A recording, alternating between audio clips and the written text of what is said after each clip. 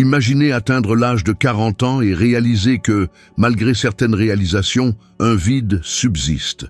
Vous constatez des relations qui n'ont pas fonctionné, des mauvais choix qui auraient pu être évités, et un esprit constamment agité. C'est le destin tragique de nombreux individus qui ignorent les principes fondamentaux de la vie, tels que les enseignements de Marc Aurèle, le dernier des 5 bons empereurs de Rome, qui, même en dirigeant un empire entier, a rédigé de profondes réflexions sur la discipline, la maîtrise émotionnelle et le sens de l'existence. Et c'est exactement ce que vous êtes sur le point de découvrir ici. Si vous regardez cette vidéo jusqu'à la fin et appliquez ces principes, vous obtiendrez un avantage inestimable, non seulement à l'âge de 40 ans, mais tout au long de votre vie.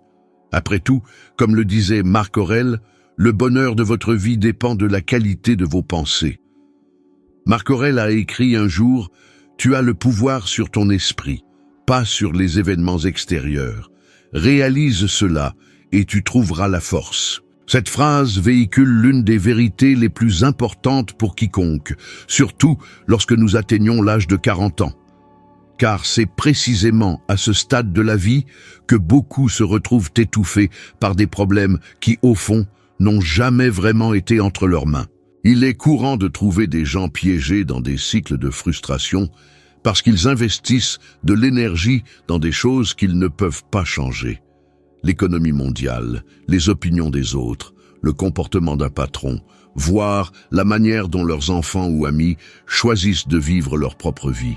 Tout cela crée un fardeau énorme lorsque nous croyons avoir un contrôle absolu. Ce que nous voyons en pratique est ceci.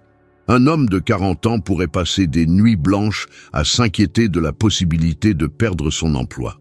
Il imagine des scénarios terribles, se voit endetté, avec sa famille impuissante, et ressent une panique constante. Mais que contrôle-t-il vraiment? Aucune de ses pensées n'empêchera un éventuel licenciement. La seule chose qu'il peut réellement contrôler est sa discipline dans sa préparation, sa capacité à acquérir de nouvelles compétences, sa conduite professionnelle, son attitude face aux défis. C'est un véritable pouvoir, car il est entre ses mains. Un autre exemple est la vie sur les réseaux sociaux. Combien de personnes, déjà adultes, se retrouvent piégées par le désir d'être admirées? Elles vivent en quête de likes, de commentaires et de validation externe. Lorsqu'elles reçoivent des critiques, elles sombrent dans l'anxiété et l'insécurité. Mais la critique ou l'approbation n'est pas sous votre contrôle. Ce qu'il est, c'est la façon dont vous interprétez ces mots. Vous pouvez choisir d'être blessé ou vous pouvez choisir de grandir. C'est là que l'application pratique de l'enseignement stoïcien intervient. Imaginez une personne qui reçoit une critique injuste au travail. La plupart réagissent avec colère ou passent des jours à y penser. Cela vole de l'énergie, de la concentration et de la santé mentale. Un stoïcien, cependant, se demanderait « Est-ce sous mon contrôle? Sinon, pourquoi sacrifier ma paix pour quelque chose que je ne peux pas changer? Ce que je peux faire, c'est ajuster ma performance, revoir ma conduite et avancer sans m'accrocher à ce qui dépasse ma volonté. » Cette leçon semble simple, mais elle change la donne. De nombreuses relations prennent fin parce que les gens essaient de se contrôler mutuellement. Ils veulent dicter comment l'autre devrait ressentir, agir ou penser. Mais cette tentative de domination mène toujours à la frustration. Contrôler le comportement d'autrui n'est pas entre vos mains.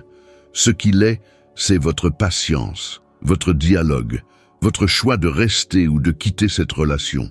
C'est ça le vrai pouvoir. Lorsque nous parlons de santé émotionnelle, cette distinction est cruciale.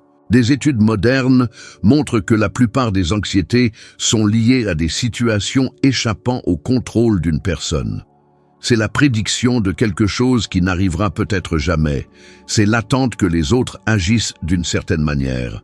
Lorsque vous réalisez que vous pouvez rediriger votre énergie uniquement vers ce qui est sous votre commandement, les niveaux de stress diminuent. Vous conservez de la force pour ce qui compte vraiment. Nous pouvons également observer comment ce principe aurait pu sauver des personnalités bien connues. Pensez à Michael Jackson, un homme qui a tout réalisé ce que l'on pouvait désirer. La gloire, la fortune, un talent incomparable. Mais ce qui l'a détruit n'était pas l'absence de réalisation, mais plutôt l'asservissement de son esprit aux opinions extérieures, l'obsession de contrôler son image devant le monde. Il avait tout, mais il n'avait aucune paix. C'est exactement la fin tragique pour ceux qui ignorent la différence entre ce qu'ils peuvent et ce qu'ils ne peuvent pas contrôler. D'un autre côté, nous voyons des gens qui s'épanouissent parce qu'ils ont compris cette limite. Nelson Mandela, par exemple, a été emprisonné pendant 27 ans. Rien de ce qu'il a fait n'aurait pu changer la réalité des barreaux, mais il a choisi de contrôler la manière dont il a affronté cet emprisonnement. Il n'en est pas ressorti amer, mais en tant que leader, capable de guider une nation entière. C'est le pouvoir de l'enseignement de Marc Aurèle mis en pratique. Dans la vie quotidienne, l'application de ce principe peut commencer par de petites situations. Lorsque vous êtes coincé dans un embouteillage, au lieu de crier et de vous énerver, rappelez-vous, la circulation ne dépend pas de vous. Ce qui dépend de vous, c'est votre réaction. Vous pouvez écouter un bon livre audio, réfléchir en silence ou simplement utiliser ce temps pour calmer votre esprit. En pratiquant cela dans des situations mineures, vous renforcez votre capacité à garder le contrôle face aux grandes adversités. Cette habitude change également la façon dont nous faisons face aux échecs. Si vous avez essayé de monter une entreprise et que cela n'a pas fonctionné, vous pourriez devenir obsédé par les circonstances extérieures, la crise, les concurrents, le manque de soutien. Mais rien de tout cela ne résout quoi que ce soit. Ce qui peut faire la différence, c'est de prendre le contrôle de ce qui est entre vos mains, votre résilience, votre volonté d'apprendre de vos erreurs, votre capacité à réessayer différemment. Lorsque vous internalisez cet enseignement, la vie ne devient pas parfaite, mais elle devient beaucoup plus légère, car la souffrance cesse de venir du monde extérieur et est plutôt façonnée par la façon dont vous choisissez de voir chaque situation. C'est pourquoi Marc Aurèle reste pertinent. Il a compris que l'esprit est comme une forteresse. Il ne peut être envahi que si vous le permettez. Et lorsque vous atteignez l'âge de 40 ans avec cette clarté, vous obtenez un immense avantage. Parce que la plupart des gens sont encore perdus à essayer de contrôler ce qu'ils n'auront jamais entre leurs mains, tandis que vous dirigez votre énergie uniquement vers ce que vous pouvez transformer. Ce n'est pas seulement de la philosophie, c'est de la survie émotionnelle. Marc Aurèle était pleinement conscient que la vie est brève et que gaspiller son temps, c'est gaspiller son existence même. Il a dit « Ne vis pas comme si tu avais 1000 ans. La mort est à tes côtés. Tant que tu vis, tant qu'il est en ton pouvoir, sois bon. » Ce rappel constant de la finitude n'était pas destiné à provoquer la peur, mais à éveiller l'urgence. Le temps est une ressource qui ne revient pas. Et quand quelqu'un atteint l'âge de 40 ans et réalise qu'il a déjà vécu pratiquement la moitié de son espérance de vie, cette pensée peut être accablante. Beaucoup découvrent trop tard qu'ils ont échangé de précieuses années contre des distractions inutiles ou la quête d'une reconnaissance qui n'a jamais apporté le vrai bonheur. Il est courant de voir des gens qui, en entrant dans la phase de maturité, réalisent qu'ils ont passé une bonne partie de leur jeunesse et de leur vie adulte dédiés à un travail qu'ils n'ont jamais aimé, dans des relations qui n'ont rien ajouté, ou dans des querelles mesquines qui n'ont mené nulle part. C'est comme courir un marathon en regardant en arrière tout le temps. Vous vous épuisez, mais n'avancez pas.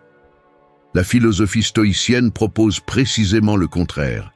L'exercice de se rappeler que chaque jour est unique et irremplaçable, et que demain n'est jamais garanti.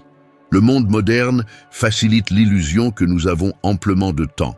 Combien d'heures sont perdues sur les réseaux sociaux à regarder des séries sans but, des discussions politiques interminables dans des groupes de messagerie.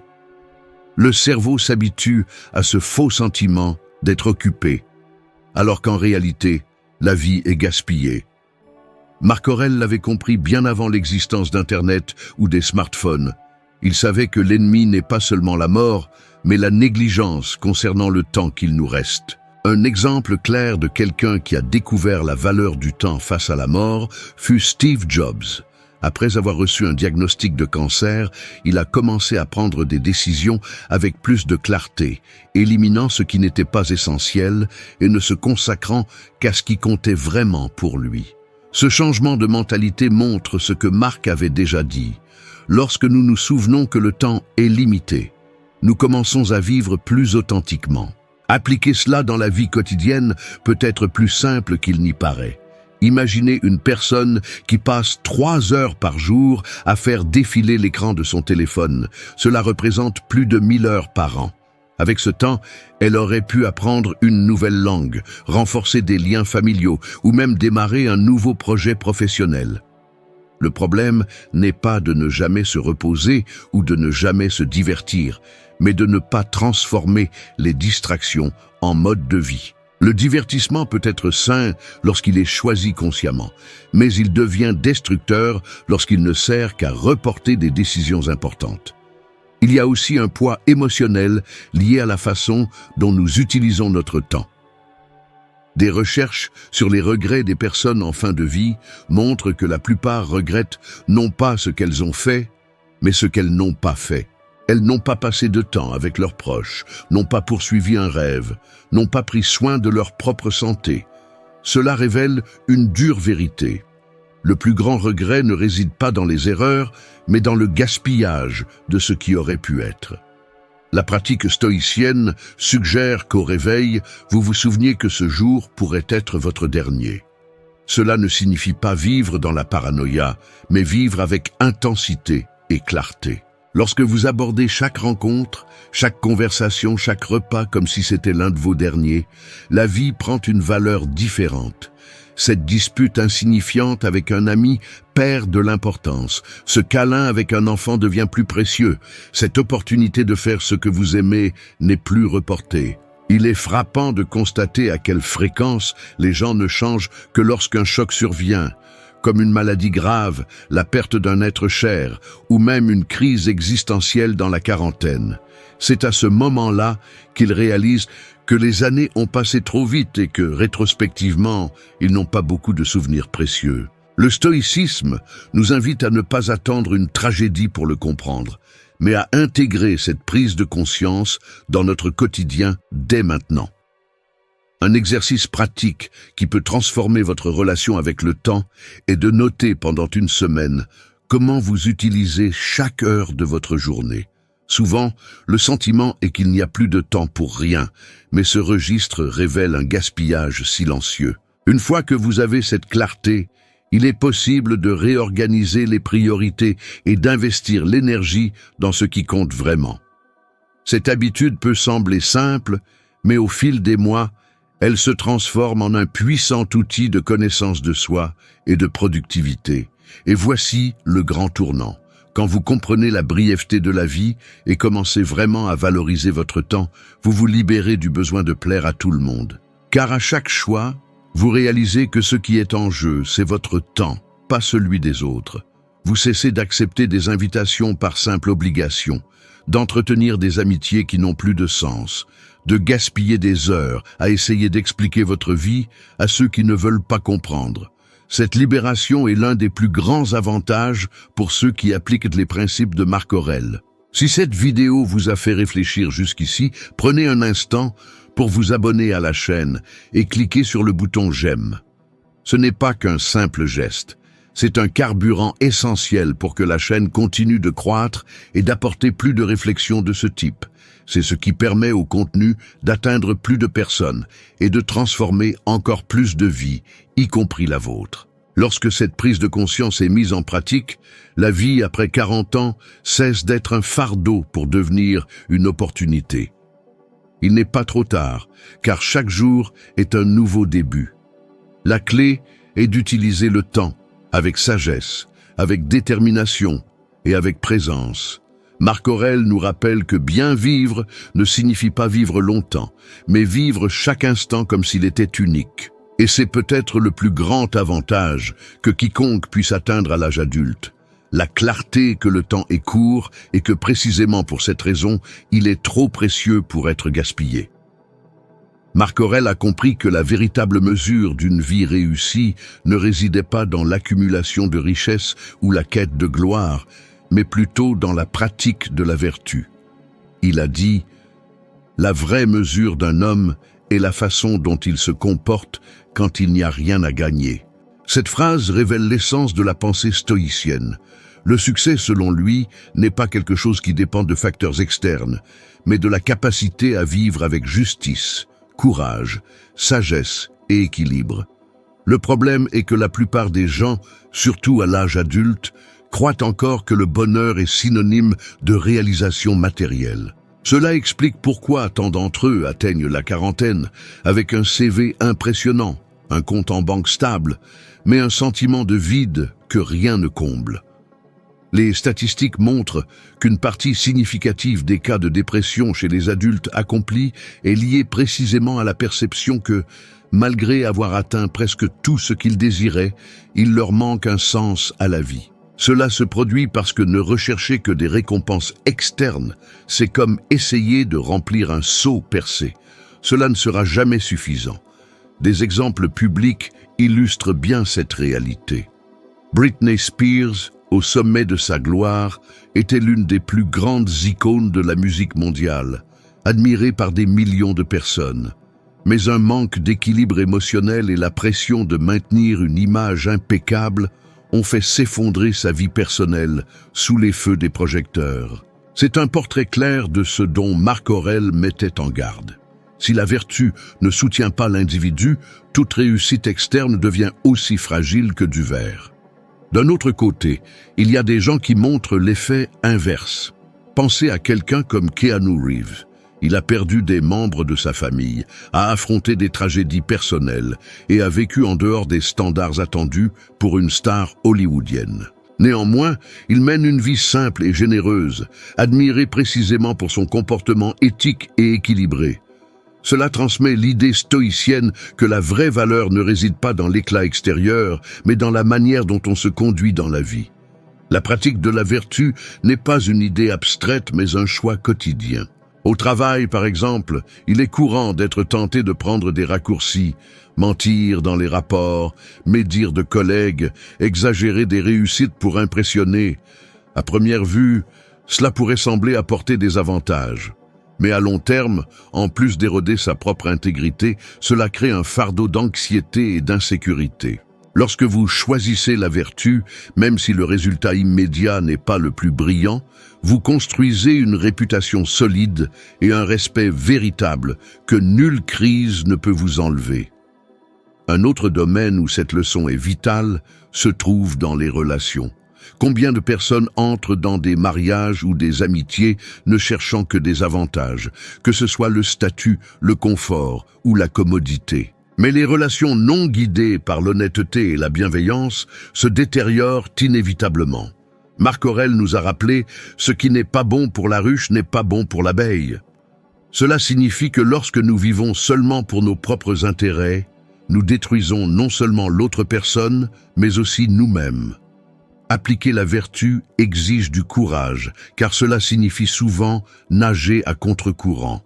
Dans un monde qui valorise plus l'avoir que l'être, choisir l'honnêteté, la justice et la tempérance peut sembler une perte de temps. Mais à long terme, c'est précisément ce qui différencie ceux qui atteignent la maturité avec la paix de l'esprit de ceux qui portent de profonds regrets. Ce principe se connecte également directement à la recherche moderne. Des études en psychologie positive montrent que les personnes qui vivent selon des valeurs internes claires et pratiquent des vertus comme la gratitude, la justice et la compassion ont des niveaux de satisfaction et de bien-être plus élevés que celles qui ne poursuivent que des réalisations matérielles. En d'autres termes, la science confirme ce que Marc Aurèle a enseigné il y a des siècles. Le caractère façonne le bonheur plus que tout résultat extérieur. Nous pouvons traduire cela par un simple exercice. Imaginez-vous face à un choix difficile, comme accepter un poste plus avantageux qui exige de l'honnêteté, ou conserver une position plus modeste mais intègre. La plupart des gens ne pensent qu'aux bénéfices immédiats, mais le prix émotionnel qui accompagne la mauvaise décision peut durer toute une vie. Lorsque vous choisissez le chemin de la vertu, même si vous semblez perdre à court terme, vous gagnez quelque chose d'inestimable, la paix de la conscience. Et quand quelqu'un atteint la quarantaine avec cette clarté, le poids de la vie devient plus léger. Parce que chaque réussite, aussi petite qu'elle puisse paraître, a une valeur réelle enracinée dans l'intégrité. Chaque relation est construite sur une confiance véritable. Chaque décision porte la certitude que même si le monde entier juge différemment, vous avez gardé votre essence intacte. C'est ce que Marc Aurèle appellerait bien vivre. L'éclat des réussites externes peut s'estomper, mais la vertu, une fois pratiquée, demeure. C'est le seul héritage que le temps ne corrode pas, et que même la mort ne peut emporter. C'est pourquoi le stoïcisme insiste tant sur cette idée. Parce que quand la vie atteint sa maturité, le véritable avantage n'est pas d'avoir plus que les autres, mais d'être en paix avec ce que l'on est devenu. Marc Aurèle a vécu à une époque marquée par l'adversité. Il a gouverné l'empire le plus puissant du monde, mais a fait face à des guerres constantes, des trahisons et la dévastatrice peste antonine, qui a tué des millions de personnes. Même entouré de tragédies, il a écrit des mots dans son journal qui révèlent une force intérieure impressionnante. Si quelque chose d'extérieur te trouble, ce n'est pas la chose en elle-même qui te tourmente, mais le jugement que tu en portes. Cette vision change complètement la façon dont nous abordons les défis de la vie, car elle nous rappelle que la souffrance ne provient pas du fait lui-même, mais de l'interprétation que nous lui donnons. Aujourd'hui, les problèmes ne sont pas exactement les mêmes, mais la logique reste identique. Au lieu d'affronter des invasions barbares, nous faisons face à des dettes, des crises familiales, des pertes émotionnelles et des maladies. Et la façon dont nous réagissons à ces difficultés détermine si nous en ressortons détruits ou renforcés. Beaucoup de gens, en atteignant la quarantaine, réalisent que la vie n'est pas telle qu'ils l'avaient imaginée. Un mariage a peut-être pris fin, une carrière n'a peut-être pas pris le chemin escompté, la santé ne répond plus comme elle le faisait autrefois. Et c'est à ce moment que beaucoup plongent dans le désespoir, car ils croient que les événements eux-mêmes sont insupportables. Mais comme Marc l'a enseigné, la douleur n'est pas dans l'événement, mais dans la façon dont nous y faisons face. Un exemple moderne qui illustre cette vérité est celui de Viktor Frankl. Il a survécu à l'Holocauste, a perdu sa famille dans les camps de concentration et a été exposé à des conditions indescriptibles. Même ainsi, il a écrit que l'homme est capable de trouver un sens à toute circonstance, aussi terrible soit-elle. Cette idée fait écho au principe stoïcien. Nous ne contrôlons pas ce qui nous arrive, mais nous pouvons contrôler la réponse que nous y donnons. Frankl a choisi de donner un sens à sa douleur et c'est ce qui l'a maintenu en vie. Dans la vie de tous les jours, cet enseignement peut être appliqué de diverses manières. Imaginez quelqu'un qui perd son emploi après 15 ans dans la même entreprise. Il est naturel de ressentir de la peur, de l'insécurité et même de la colère.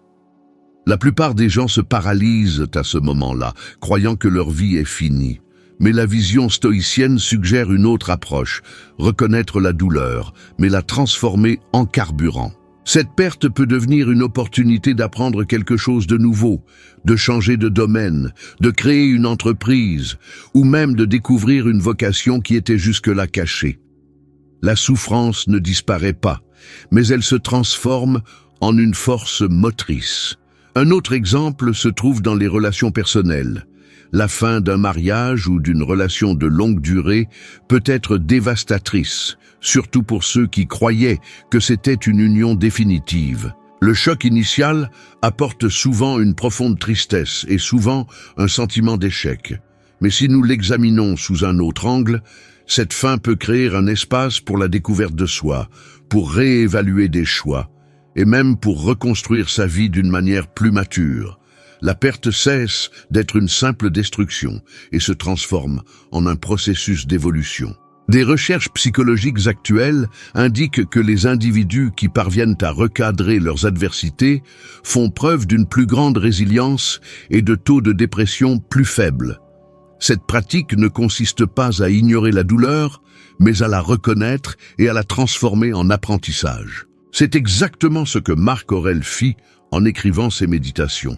Il ne nia pas la souffrance, mais la traita rationnellement, se rappelant que chaque obstacle pouvait être un chemin vers la croissance. Il écrivit lui-même « L'obstacle à l'action fait avancer l'action.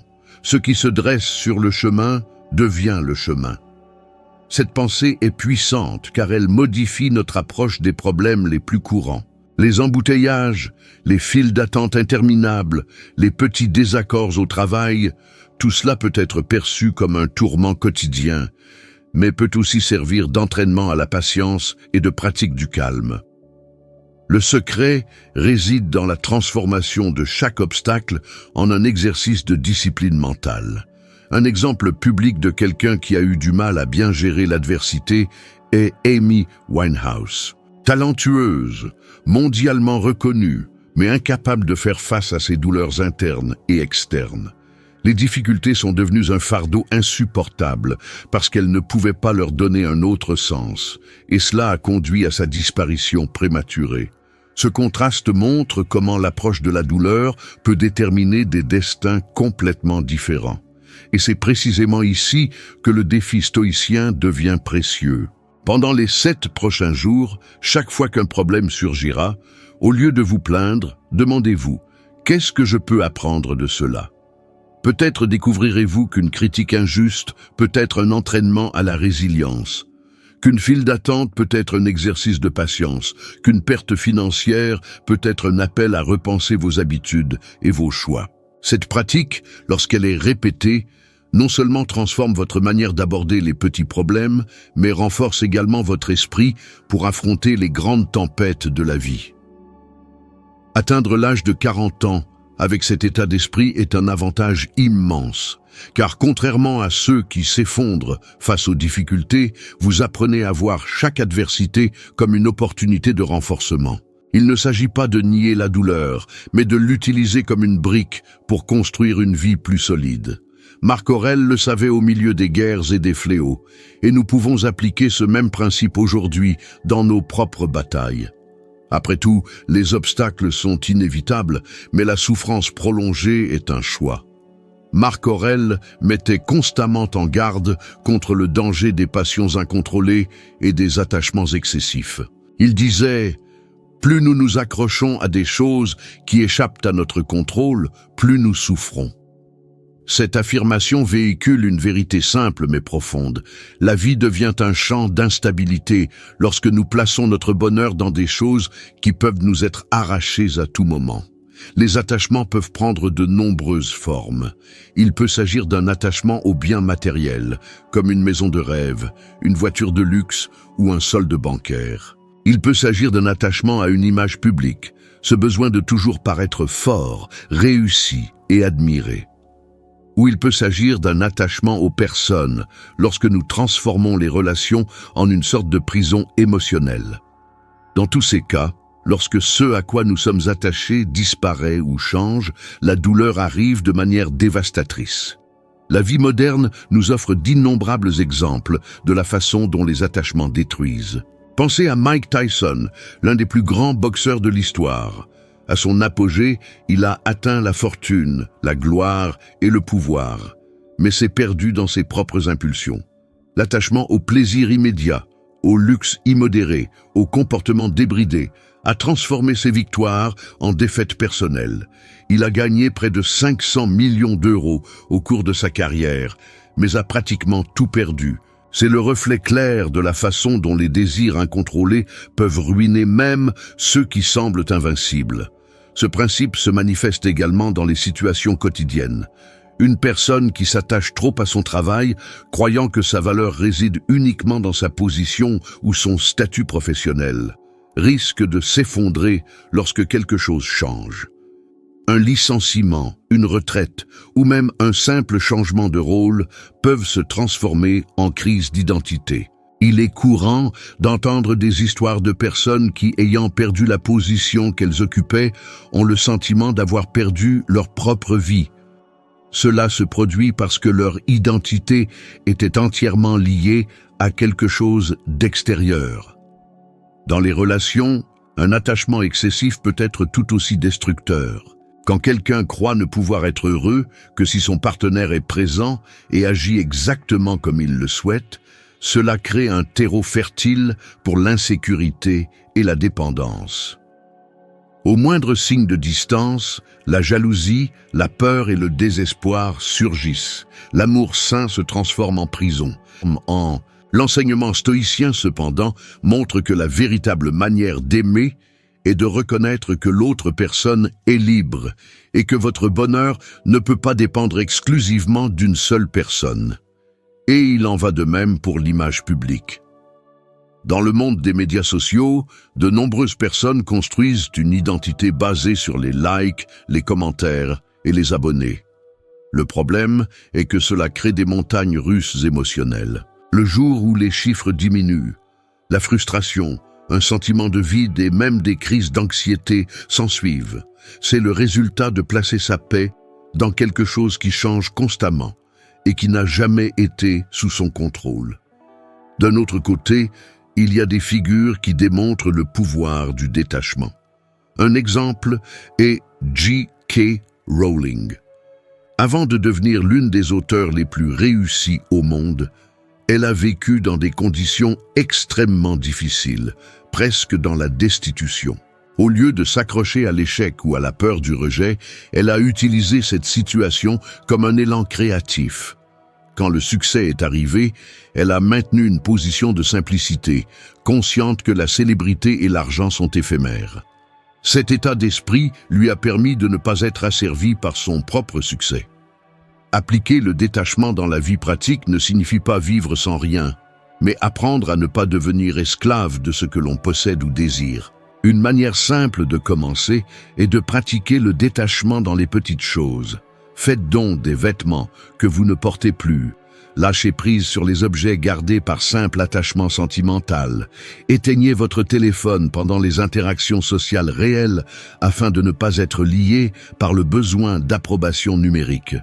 Ces gestes, bien que petits, entraînent l'esprit à gérer des pertes plus importantes lorsqu'elles se produisent.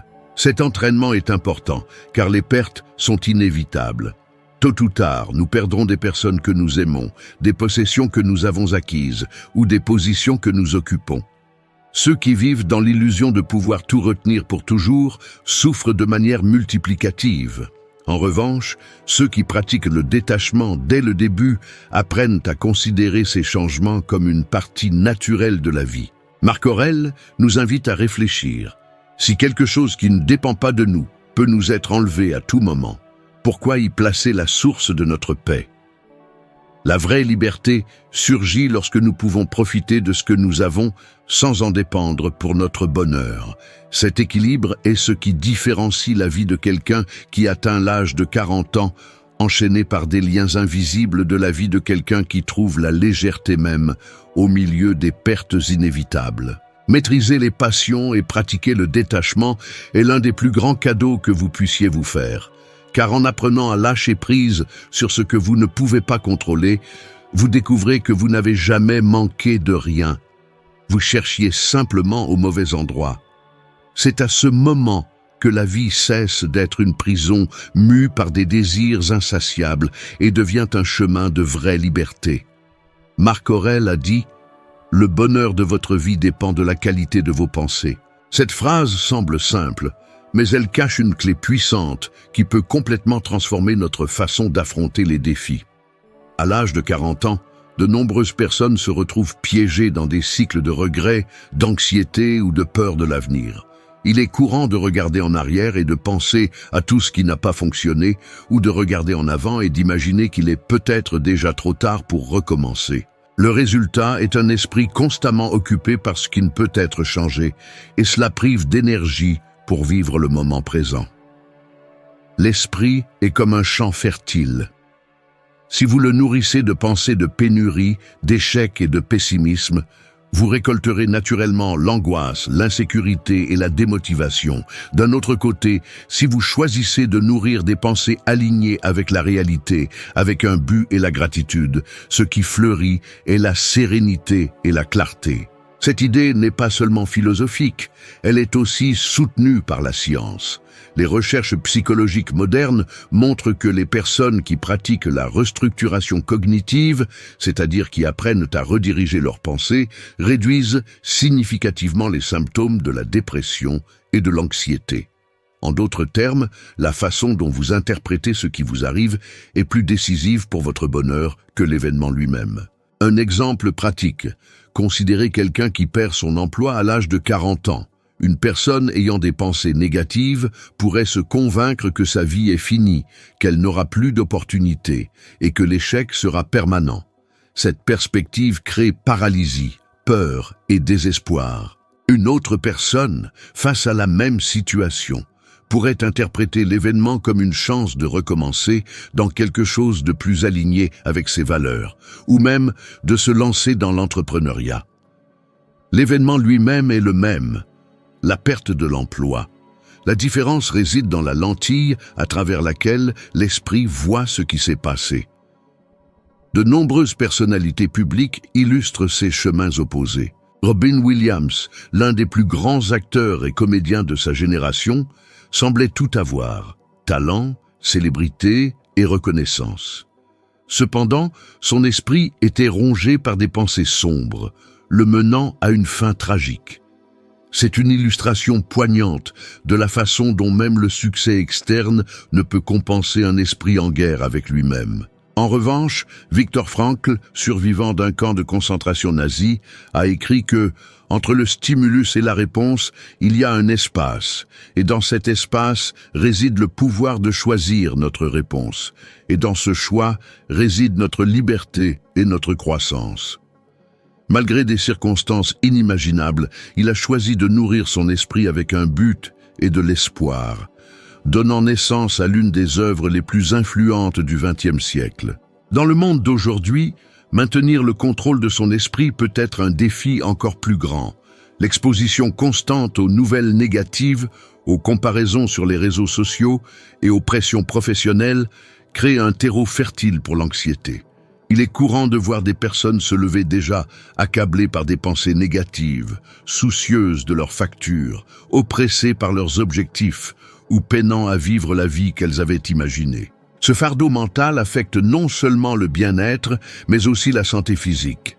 Des études indiquent que le stress chronique augmente le risque de maladies cardiaques, de troubles du sommeil et même de vieillissement prématuré. Mais la philosophie stoïcienne nous offre un antidote. L'entraînement de l'esprit n'est pas automatique.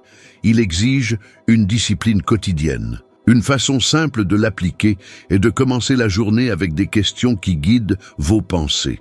Qu'est-ce qui est sous mon contrôle aujourd'hui? Comment puis-je agir avec justice et rationalité? De quoi ai-je réellement besoin pour ressentir la paix en ce moment?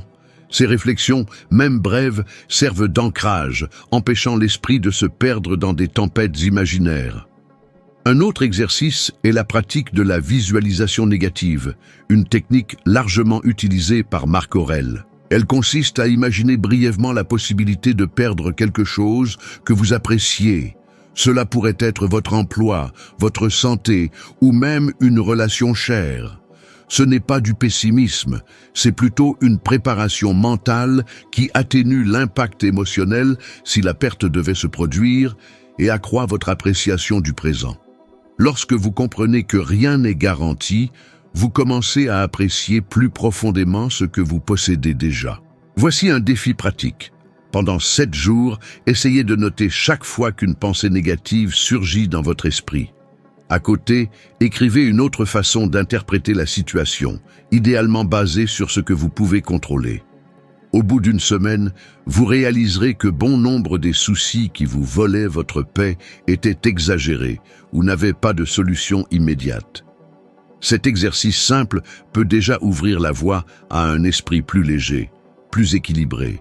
À 40 ans, l'avantage significatif n'est pas seulement d'accumuler de l'expérience, mais d'apprendre à manier l'esprit comme un allié plutôt que comme un adversaire. Ceux qui maîtrisent leurs propres pensées ne dépendent pas des circonstances extérieures pour bien vivre. Comme l'a dit avec justesse Marc Aurèle, la vie d'un homme est ce que ses pensées en font.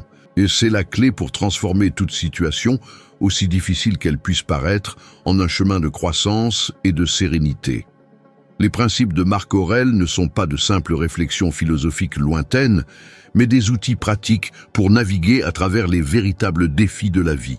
Chaque leçon offre la possibilité de vivre avec plus d'équilibre, de clarté et de détermination, surtout lorsque nous atteignons une phase de la vie où les responsabilités semblent souvent encore plus lourdes.